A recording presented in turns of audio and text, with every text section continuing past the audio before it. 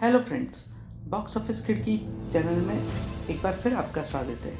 आज हम जिस मूवी की बात कर रहे हैं वो एकदम है अद्भुत, अलौकिक और अकल्पनीय। जी हाँ, आपने सही सोचा। हम आज बात करने वाले हैं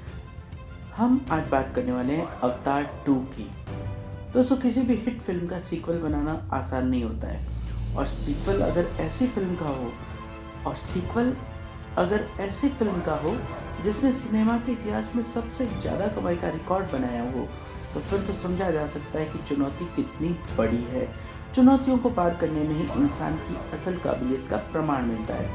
और 68 साल के हो चुके निर्माता निर्देशक जेम्स कैमरून की नई फिल्म अवतार द वे ऑफ वाटर देखने के बाद समझ आ ही जाता है कि इंसान जो सोच सकता है वह हासिल भी कर सकता है।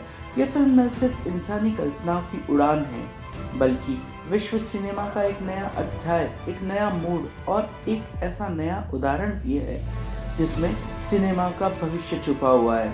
फिल्म अवतार द वे ऑफ वाटर देखना एक अनुभूति है, खास तौर पर अगर आप इसे आईमैक्स सिनेमाघर में देख रहे हो। दर्शक को अपने साथ समंदर की लहरों, उसकी गहराइयों और इसके जीव जंतुओं की दुनिया में बाहर ले जाने में निर्देशक जेम्स कैमरून पूरी तरह से सफल रहे हैं। फिल्म इतनी अद्भुत, अलौकिक, अकल्पनीय और अविश्वसनीय है कि बाकी किसी भी चीज पर दर्शकों का ध्यान ही नहीं जाता। फिल्म अवतार द वे ऑफ वाटर सिर्फ एक कहानी ही नहीं है, इसमें क्षेपक कथाएं हैं कि इसमें हर एक का अलग विस्तार किया जा सकता है।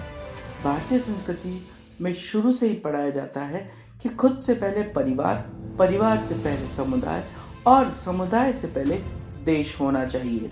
जैक सली यही करता है। अपने अहम को त्याग कर वह परिवार को बचाने की कोशिश करता है। समुदाय संकट में आता है तो वह अपने परिवार की खुशियां भी कुर्बान कर देता है।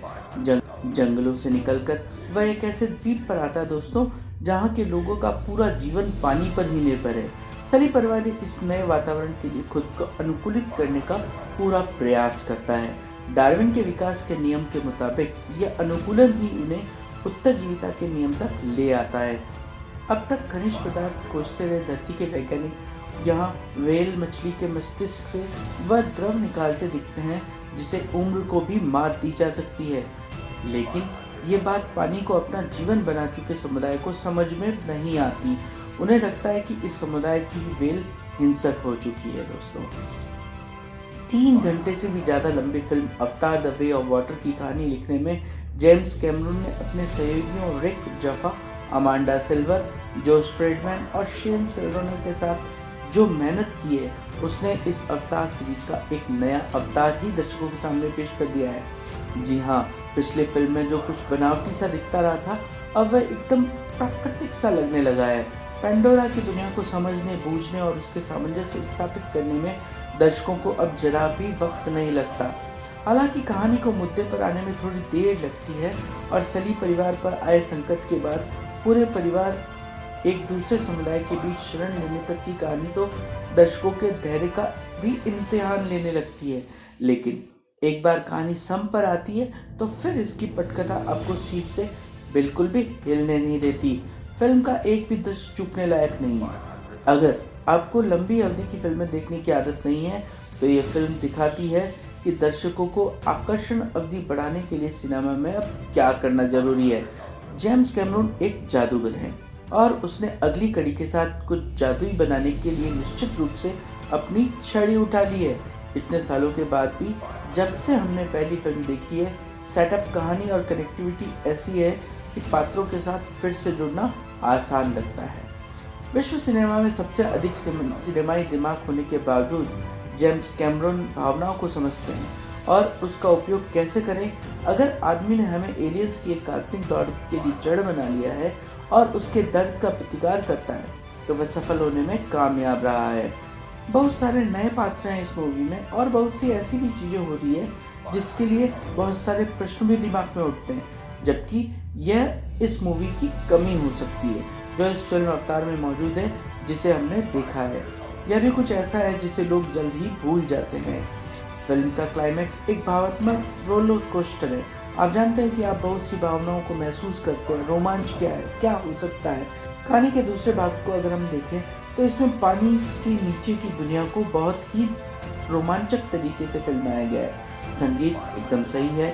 दृश्य विभाग की तकनीकी की जांच करना इस ग्रह की आधी से अधिक आबादी की विशेषता से परे है। 2009 की फिल्म अवतार की अगली कड़ी जेम्स कैमरॉन की अवतार द वे ऑफ वाटर हमें पेंडोरा की खूबसूरत दुनिया में वापस ले आती है। सैम वर्किंगटन और जो सलारा क्रमशः जैक सुली और नेतिरी के रूप में वापस आ गए हैं। इस अगली कड़ी के केंद्र में यह है कि वह कैसे अपने बच्चों, परिवार और नाविकों को आकाश के लोगों या मानव पृथ्वी से बचा सकते हैं।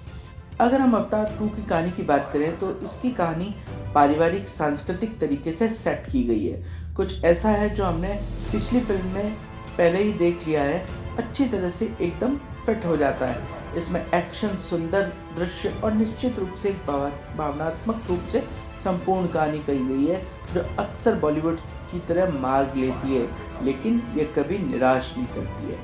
यह कहना कि यह फिल्म एकदम फैंटास्टिक है, फिल्म ने सभी विभागों में बेहतर प्रदर्शन करने में कामयाबी हासिल की है। साथ ही यह हॉलीवुड फिल्मों से काफ़ी अलग है। ठीक यही बात इस फिल्म को सिनेमाघर में अवश्य देखने योग्य बनाती है। गहरे अनुभव और भावनाओं के माध्यम से यह आपको सिनेमाघर के पास ले जाती है। जरूर देखिए अवतार द वे ऑफ वाटर। आज के लिए इतना ही। Good bye.